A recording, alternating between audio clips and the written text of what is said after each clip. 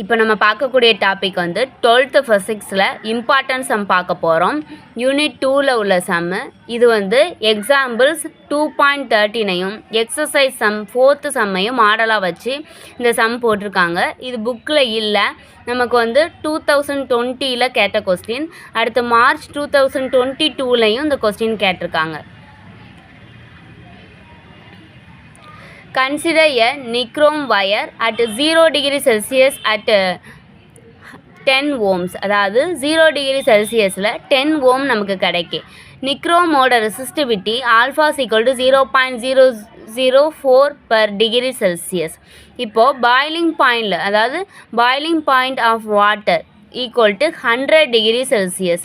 அப்போ 100 degree Celsiusஸாக இருக்கும்போது நமக்கு எவ்வளோ ரெசிஸ்டன்ஸ் இருக்கும் அப்படின்னு சொல்லி கேட்டிருக்காங்க.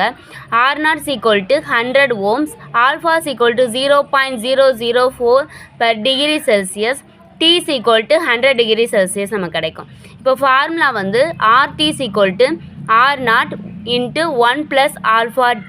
இப்போ R0க்கு பதிலாக நம்ம 10 இன்ட்டு 1 + 0.004 இன்ட்டு 100 போட்டுக்கலாம்.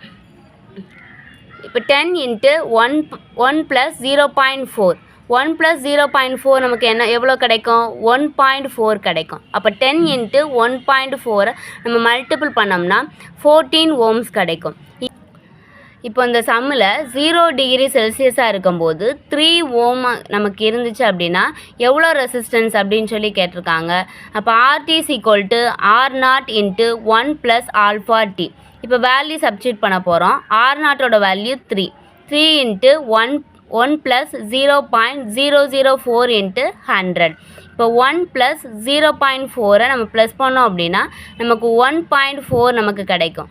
1.4 3ஆல் மல்டிபிள் பண்ணும்போது நமக்கு 4.2 கிடைக்கும்.